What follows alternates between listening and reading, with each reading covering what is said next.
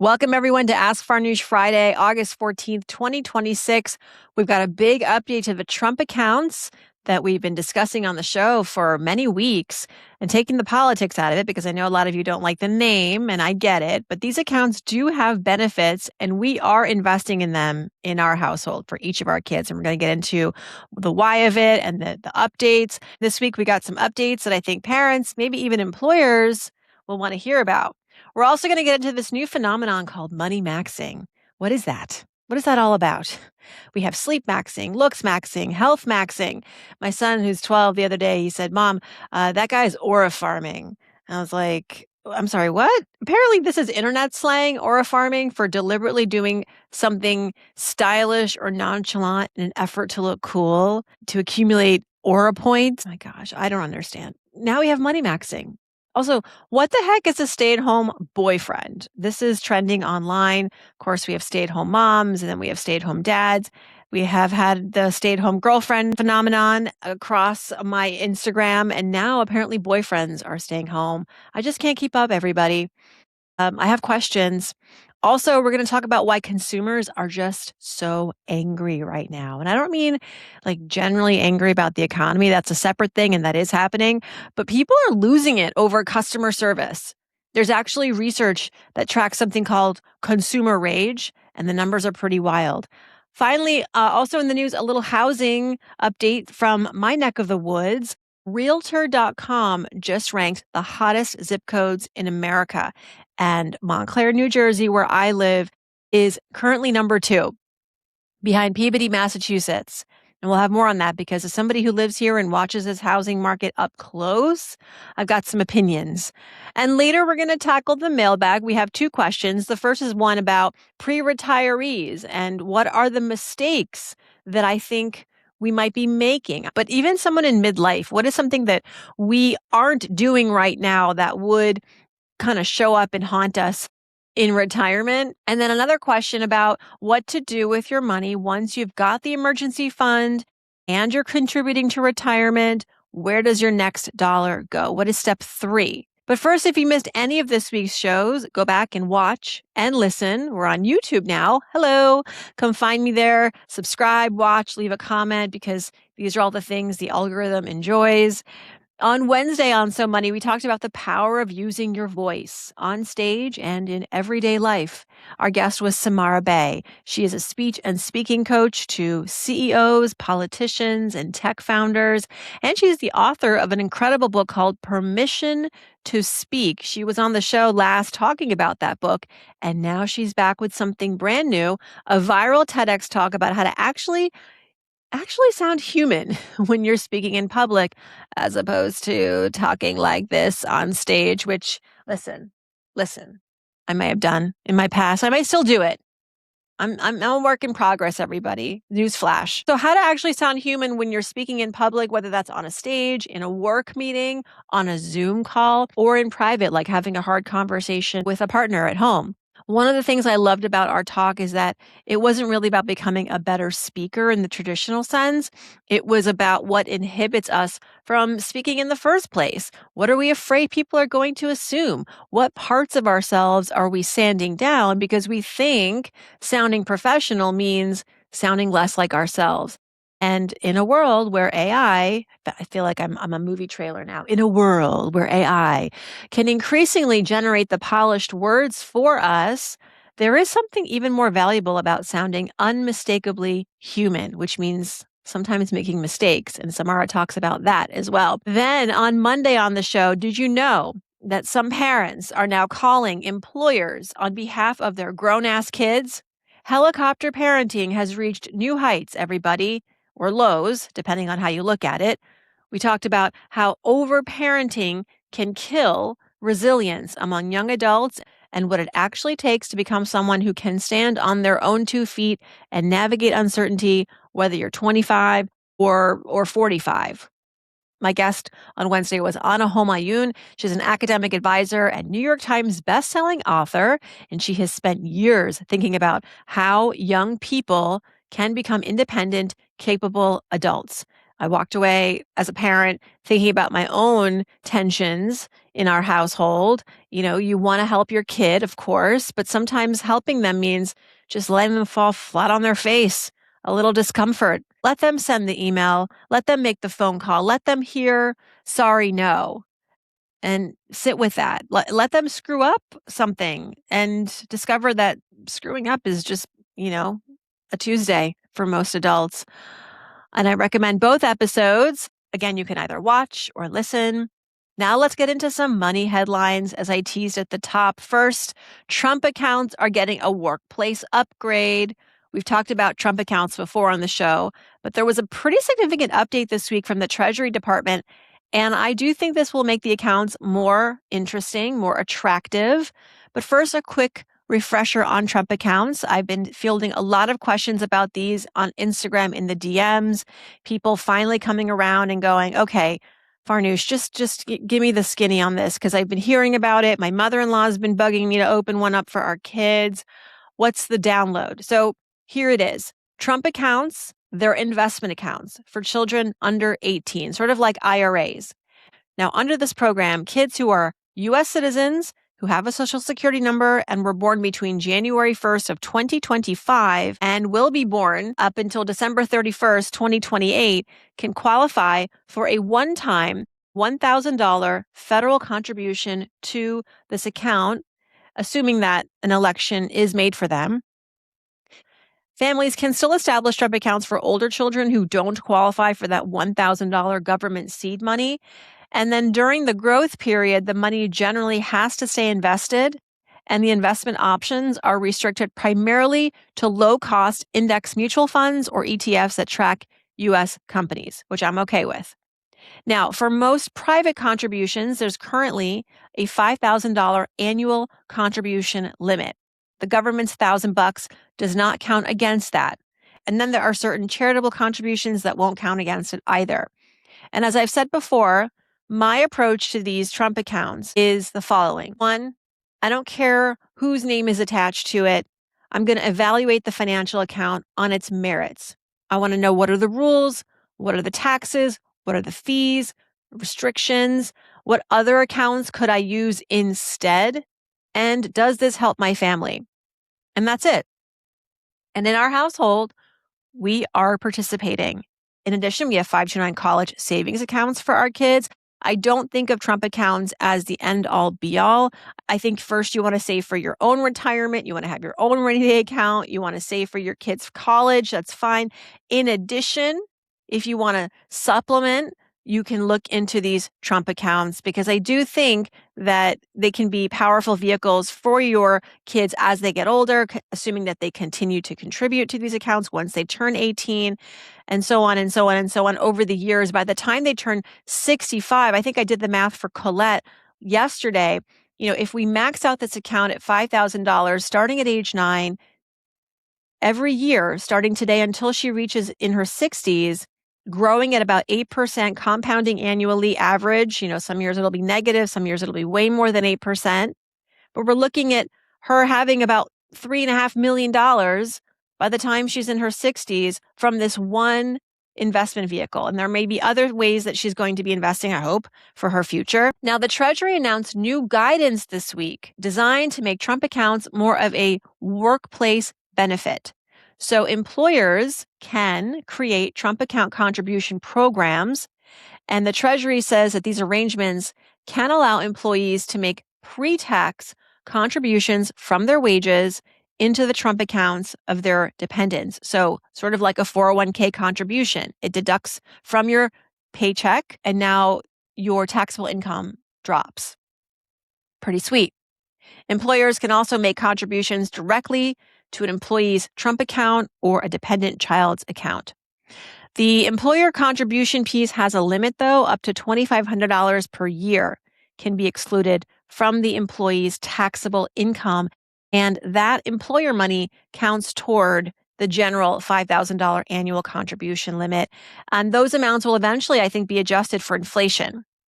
So this is important because my criticisms of these accounts, and frankly, of our financial system more broadly, is that we keep creating savings vehicles and then we put all the responsibilities on families to remember to use them. You open the account, you pick the investment, you have to remember the contribution, you got to transfer the money, do it again next month. Behaviorally, that's difficult. So the 401k became powerful in part because we automated it, right? The money disappears from your paycheck before you even get a chance to spend it. So I do like the idea of introducing this same mechanism with the Trump account. If I'm a parent and my employer eventually says, hey, would you like $100 per paycheck automatically directed into your child's Trump account? Well, that's worth considering, especially if there's an employer contribution attached. And so I really do hope that employers will compete on this. This does not mean that I would stop funding, as I mentioned, a 529 or stop saving for my own retirement to max out a Trump account. Those decisions, no siree.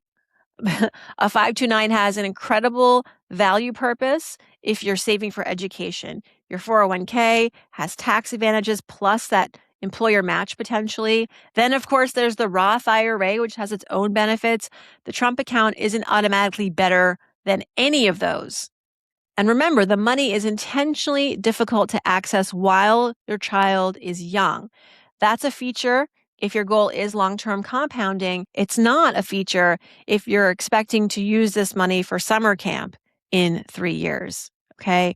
But the payroll component, this new one, makes these accounts, I think, more interesting because automation works. And if your company introduces a Trump account contribution program, especially with that employer money attached, I would absolutely look at it. And there is an app now, the Trump account app, where you can go in, apply, get approved, and start creating those automatic transfers. Even from your own bank account, if you're not doing it through your employer, you can still automate the payments, the contributions. All right, let's talk about money maxing. Moving on to another phrase that the internet has decided that we need. If you're unfamiliar with just the term maxing, Maxxing, well, the internet has apparently decided that everything can be optimized by adding maxing to the end of it. It's kind of fun. It's like, I'm going to sleep max. Sleep maxing is a thing.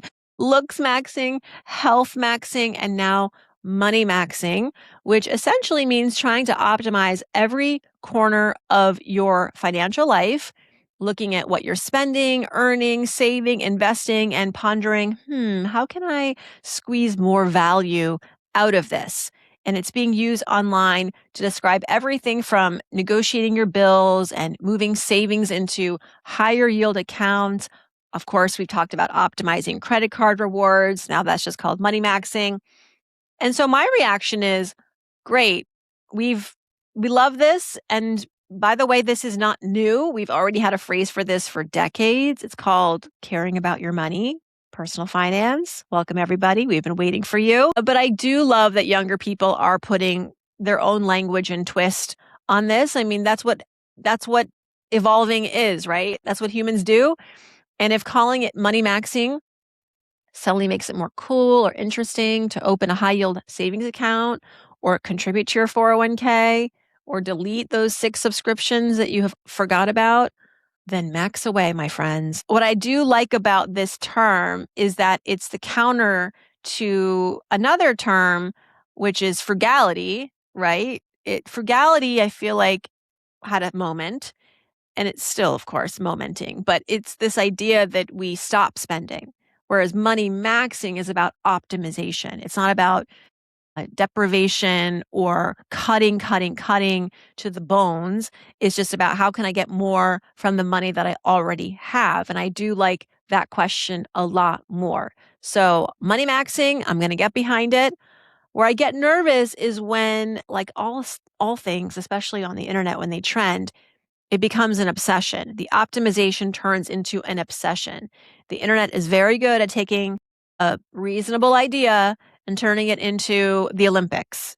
There is a point at which trying to squeeze every possible basis point out of your money becomes a terrible use of your time, right? This is the diminishing returns. If you spend 4 hours researching how to save $11, honestly, people in my parents' generation did and still do. You have to ask yourself, what's your hourly rate? Okay, this phenomenon is bananas.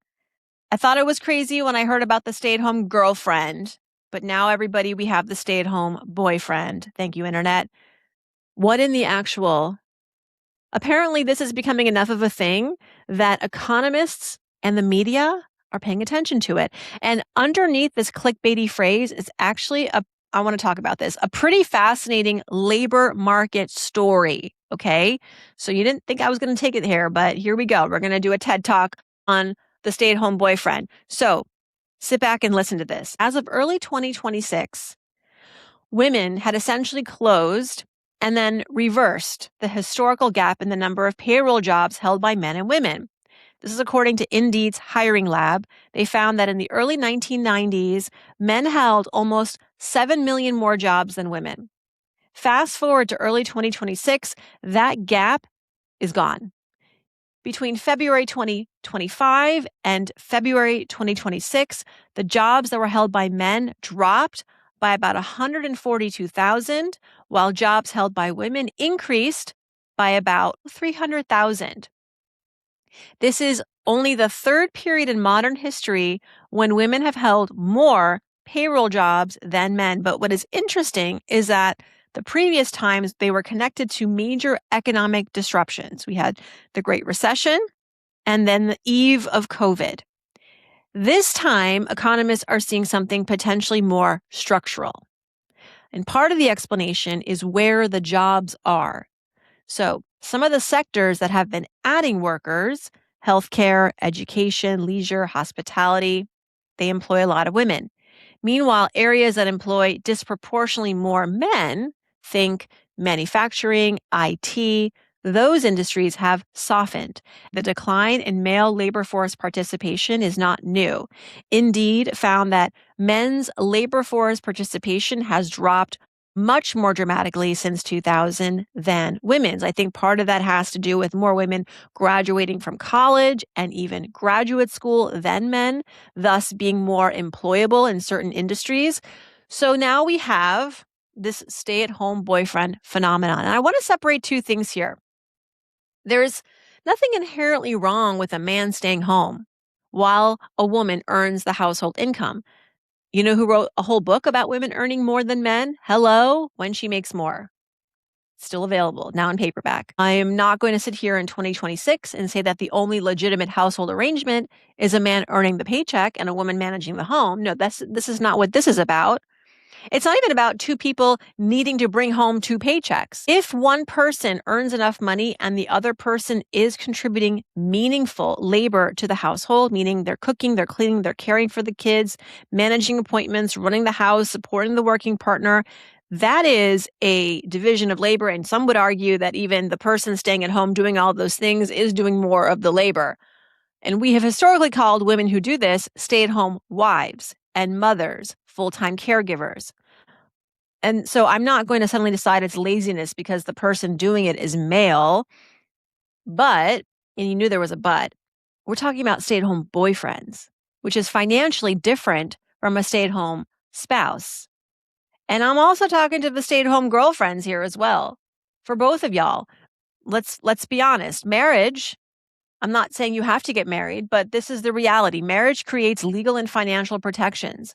Depending on where you live and your circumstances, marriage can create rights that involve property, retirement assets, social security, inheritance, and support. When you're dating and you're just a friend, that does not automatically do that. So if you're financially supporting a partner to the extent that they are leaving the workforce, I want both people to understand the financial implications. What's going to happen to the person who's not earning?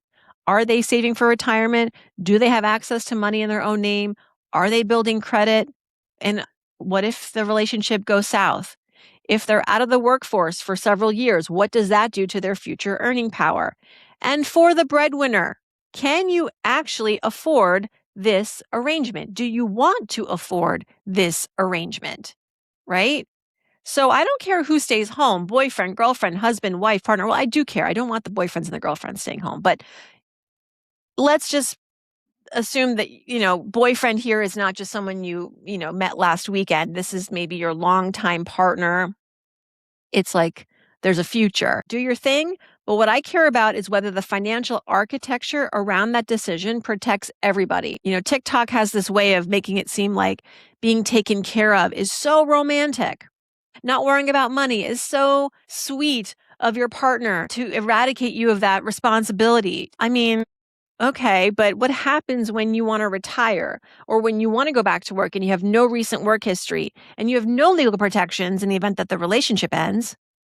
I mean, stay-at-home boyfriend, it's catchy. It's like an online punchline, but let's get honest and serious. It's not safe. It's not a safe arrangement, guys and girls, ladies and gentlemen. Okay. Consumer rage, everybody. Raise your hand if you've lost it in recent weeks over a consumer item, a consumer issue. Did I tell you that I went to GameStop recently? I might have told you this, so forgive me if I'm repeating myself. I was at GameStop in Pennsylvania buying a game for my son. It was in the sales bin and it was tagged as like $24 or $23.99. And I go to pay for this one item and the cashier rings it up and it's over $30. And I'm thinking, and I say out loud, sir, what's the sales tax in Pennsylvania? Because that's a pretty big jump from like $23.99 to now it's like the total was like 32 something. And he was like, oh, actually, this was priced wrong. It's $27.99 or something like that, $28.99. I was like, at what point were you going to tell me this? Right? And by the way, isn't the price on the box the price on the box? Like, what is this world that we're living in where you're just going to tell me I'm wrong when I'm looking at the price on the box that you slapped on the box? And if it's wrong, then that's on you. It shouldn't be on me. And I didn't say all this out loud. I didn't make the news. I just stood there like staring at him like a deer in headlights. And he goes, yeah, he kind of figured it out. Like I let the silence kind of educate him on the situation. And he goes, yeah, so, and by he had already rung me up and I wasn't going to not get the toy because that was a whole thing. I had to walk out of there with the toy. So he goes, the best I can do is give you 5% off. I was like, oh, that's so generous of you. No wonder your company's in a toilet. I didn't say that either. But yeah, consumer rage. NPR did a piece on it this week because it's such a big deal right now. The 2025 National Customer Rage Survey found that 77% of customers experienced a product or service problem in the previous year. And among people who had a problem, 64% said they felt rage. And half said they raised their voice while trying to resolve it, a record high. 32% said the complaint resolution experience itself caused emotional stress. The American Customer Satisfaction Index has also been sounding this alarm. Its national satisfaction score ended 2025 at almost 77 out of 100, essentially where it was close to a decade earlier, while complaints have been increasing. The ASCI has warned about what it calls, quote, pent-up customer defection. This is when people who are unhappy but don't leave because switching is expensive, inconvenient, or there simply aren't many alternatives. And I think that's where the rage comes from. It's not that just something went wrong, because that happens. It's the feeling that you have no power. Like I didn't in that GameStop store. I was like, I guess, and I later, of course, I'm going down a rabbit hole trying to figure out what the Pennsylvania state law is. Like, should I go back for the $3? No, but it's the principle. You know what I mean? You're not just losing money, you're losing time and a little bit of your mind. And all of this, as we've discovered, is a financial resource, money, time. This is what companies, I think, fail to understand. If I have to spend 3 hours recovering $80 that you incorrectly charged me, you didn't just cost me $80. You stole part of my life. And that's exhausting. So my advice, if there is any here, besides like, don't make the news when you're in GameStop and things don't go your way, try to stay calm. But, if we're shopping online so much and so much of this is sourced from online dissatisfaction, so screenshot the offer, save your receipts, write down confirmation numbers, keep the email. When you talk to a customer service rep, get their name, get their customer service rep number, log when you spoke. And if you've been promised a refund or a rebate, put a reminder on your calendar to check that actually arrived. And also your credit card. The dispute process through your credit card can be a lot easier when it's appropriate. One of the reasons I prefer using credit cards to debit cards almost always is that, your cash isn't immediately leaving your bank account, and the federal protections around disputed credit card charges can be really, really useful. All right, we're going to get to the mailbag really soon, but I want to talk about the hottest housing markets. And I'm looking at you, Montclair. I'm sitting here, Montclair. Realtor.com released its list of the hottest zip codes in America for the year, measuring things including how much attention listings are getting and then how quickly the homes are selling. In first place, Peabody, Massachusetts, 01960. And in second place, Montclair, New Jersey, 07042. Peabody listings were moving in about 20 days, compared with roughly 57 days nationally. And the top zip codes are overwhelmingly concentrated in the Northeast and in the Midwest. Also in the top 10, how do you say this? Sewell? Sorry, I'm from New Jersey. I should know this. Fairport, New York, Westfield, Massachusetts, Livonia, Michigan, Lidditz, Pennsylvania, North Haven, Connecticut, New Berlin, Wisconsin, and Wheaton, Illinois. And if you've been listening to me talk about Montclair real estate, if you've been following me on the Montclair pod, our local hyper-local podcast, this is no surprise. Our local housing market here, sometimes it's completely in a bubble, like it's detached from what you're hearing about the national housing market.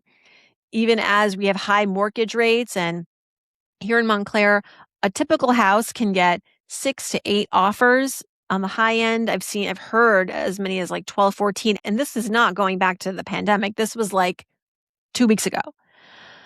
The larger pattern, though, is interesting. So Realtor.com's broader housing research, they're concentrated in the Northeast and the Midwest, even as the Sun Belt markets have cooled. And in its June analysis, Realtor.com found that listings in the hottest markets were getting almost 3 times as many views per property as the national average, and they were selling more than 3 weeks faster. So why is this happening? Well, one is supply. There are places where people really want to live, and there just aren't enough homes for sale. And Montclair is a textbook example of this. We've got New York City access. We've got decent schools, restaurants galore, walkable business districts, several of them, cultural institutions like the museum, the Montclair Film, beautiful, beautiful old houses, which do need a lot of work. So if you like to fix up homes, this is your place. A lot of people just want to move here. And we cannot manufacture an unlimited number of homes here. So when mortgage rates are stubbornly high, the scarcity is what keeps the competition intense. And so this is a reminder that there is no such thing as the housing market.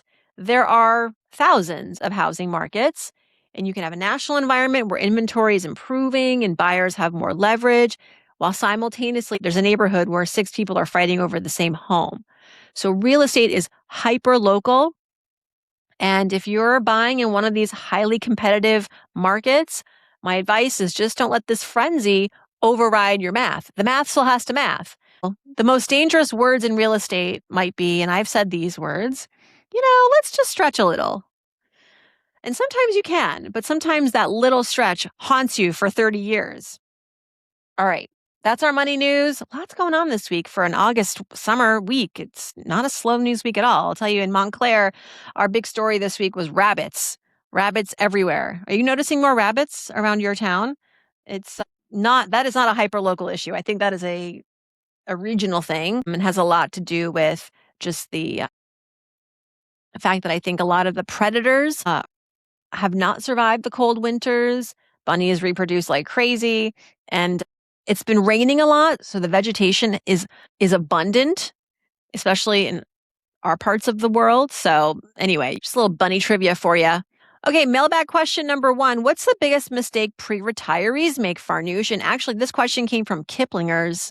Kiplinger's magazine reached out to me this week to give them some thoughts on just, some of the mistakes that retirees and pre-retirees make. So listen up if you're in your 40s, your 50s, maybe even your early 60s, because I know retirement for some of us isn't even until we're hitting like late 60s, 70s, if it ever really arrives. My full response will be in their magazine soon, but I couldn't wait to tell you what I was thinking about this. She also asked me about retirees and their mistakes, but let's just focus on the pre-retiree cohort. I think one of the biggest mistakes that happens before we even get to the spreadsheet is that we think of retirement as this finish line. You work for like 40 years and then one day you cross the line and you're done. And your career's over, your income's done, you don't have any more deadlines, no more Slack messages. And look, I get that fantasy. There are moments where I just want to burn it all down. And that is an expression that I say comically, but also there's some truth to it. Because here's the thing, ladies and gentlemen, at 46, I've been working for 26 years pretty much and working like 100 miles per hour. And of course, life gets more complex and layers get thicker. And I'm tired some days. And I mistaken that feeling of tiredness with wanting to shut it down, all of it forever. It's it's what the psychologists would just call like burnout. So wanting out, I get it, but I think there is a danger in spending decades building an identity around your career and then expecting yourself to flip a switch at 65 and suddenly feel fulfilled without that career. And I don't mean everyone should keep their corporate job until forever. I just mean, let's stop thinking about retirement as something that is like a cutoff to a life we knew existed. Think about what we're going to retire into, because financially, the idea that retirement has to equal zero earned income, that's a lot of pressure on our lives, on our portfolios. Let's say you're 65 and you have a retirement that lasts until 95. That's 30 years. That's not a vacation. That's an entire adult life. We're living longer, and the financial implication is obvious. The longer retirement lasts, the longer your assets will need to support you. And then, of course, you've got healthcare and long-term care risks on top of that. So one thing I increasingly think is a mistake is treating work as binary. We're either working or we're not. We're either running our careers or we're retired. And there's only like these two settings. But there's a massive spectrum in between. If you've been listening to this show, you've heard many guests come and talk about this revival in retirement where, maybe if they're not doing what they were, of course, they don't want to keep that 50-hour-a-week job, but maybe you could consult for 10, 15 hours a week. You could teach one class. Maybe you're going to serve on a board and volunteer.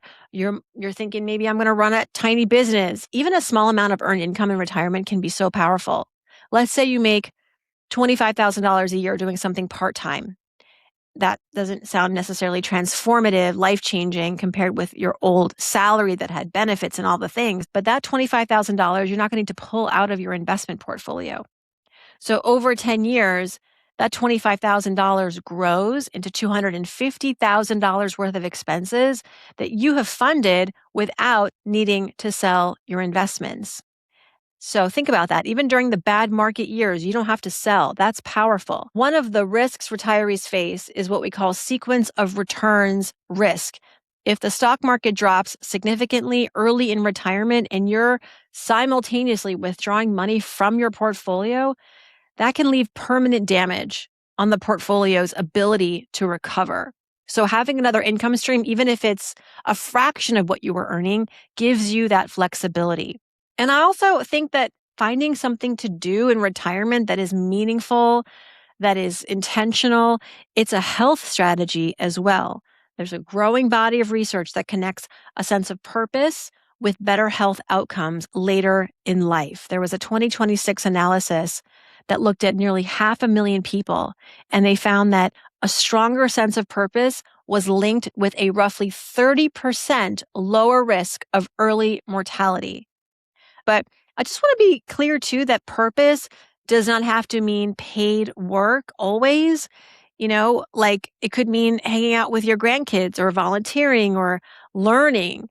It can be pickleball for all I care. But the question is, what is going to pull you forward? And also, what life am I funding? A year and a half ago, I started taking this advice myself.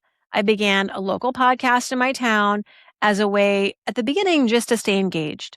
And I wanted to learn about my neighborhoods and practice storytelling again. My roots are in local journalism. It was a passion project. I wasn't sitting there with like a 10-year financial plan thinking, well, great, this is going to become a pillar for my retirement income strategy.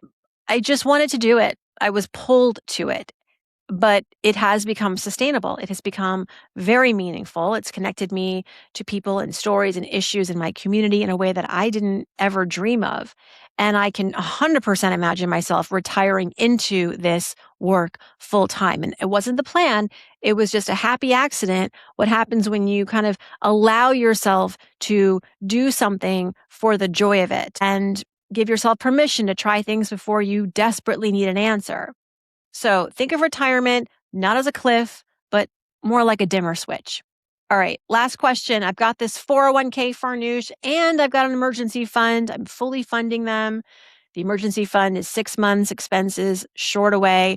What do I do next? So this is a fantastic question and it's a good problem, I suppose, right? And I think it speaks also to the shortcomings of financial advice, most of the advice out there, which is like we talk about step one, get the emergency fund. Step two, fund your retirement, automate those contributions. And then it's like, okay, good luck. But what about the next 30 years?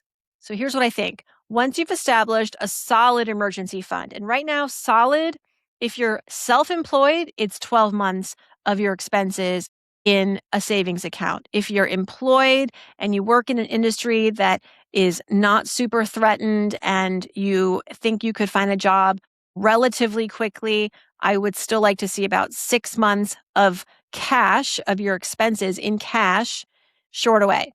Okay. So you've got that and you're contributing to your workplace retirement account, which there too, I'll give you some benchmarks. I think it's always good to, at minimum, invest 10% of your income in a retirement account like a 401k. Absolutely take advantage of an employer match if it's available to you. If you're playing catch up and you're in your late 30s, 40s, 50s, and you haven't really been consistent with retirement investing, then I think you want to increase that 10% to something more like 15, 20%. And, you know, max it out if you can some years. Not every dollar, though, belongs in retirement, and not every dollar belongs in cash. All your money needs a job. So rather than saying, what do I do next? Now that I've got this emergency account and I'm on track with retirement, I want you to ask, what is my next goal? What is the thing that I want to accomplish that's going to cost a medium size amount of money in the next, 5 to 10 years? Think medium term. Maybe it's a future house. Maybe you want to take a sabbatical one day. Maybe it's a 50th birthday trip. Money becomes easier to save when it represents something. And it's also clearer once you identify the goal where to put that money, whether it's going to be a high yield savings account, an investment account. Once your foundation is strong, and it sounds like it is, and you're adequately funding that retirement account, you've got a rainy day savings, you might want to look into, if it's a goal that you don't want to hit for the next 5 to 10 years, a taxable brokerage account can be very useful. In that account, you want to stay diversified, risk adjusted. So if you're not very risk tolerant, maybe you're not 100% in the stock market, but you're more like taking your age from 110, using that number as a percentage that you're going to be in equities, the rest in cash and bonds. The flexible thing about a brokerage account is that there's no special retirement age rule attached to it. There's no annual contribution limit imposed the way that there is with a 401k or an IRA. And you can invest for these medium to long-term goals, whatever it is, access the money when you need it. Although selling your investments does create taxable capital gains, but it's pretty flexible. That's one thing. You might realize, you know what? I've got kids. I want to send them to college one day. College is expensive. Maybe the next bucket is a 529 college savings account. Maybe beyond that, it is the Trump account. But you do have different options. The question, though, is what is your desire? I assume there's no debt in the picture either, because if you do have debt and outside of a mortgage, I'm talking credit card debt, high interest debt, a car loan, maybe that's where you put your additional money, because we don't consider paying off debt an investment, but it is. It is. There is an ROI when you pay off your debt. It's the interest that you're not going to be paying on that balance in the future. And it's cutting your losses now, and it's being able to get ahead with your life and have that monthly payment be out of your life sooner than later. That is an ROI. So if you have a 3% mortgage, I wouldn't worry about paying that off aggressively.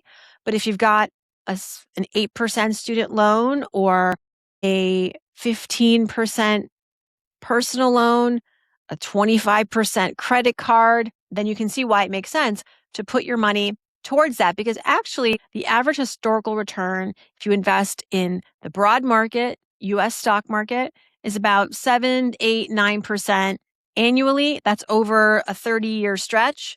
So if you have any debt that is more than 7%, the rule of thumb is to focus on that more than you would investing. It doesn't mean abandoning investing, but it means if you've got extra money and you're figuring out where to put it, the debt is staring you down. And that's our show this Friday, August 14th. Thank you for spending part of your day with me, maybe your weekend. Thanks for listening and watching, hopefully. If you have a money question for an upcoming Ask Farnoosh episode, you can drop it right below in the comments. You can DM me on Instagram. And if you haven't subscribed to So Money on YouTube yet, please come join us there. It's really fun getting to connect with you in a new way. And you can add that to the list of things I did not see coming when I started this podcast 11 years ago. Have a great weekend, everybody. And remember, you don't have to max everything. I hope your weekend is so money.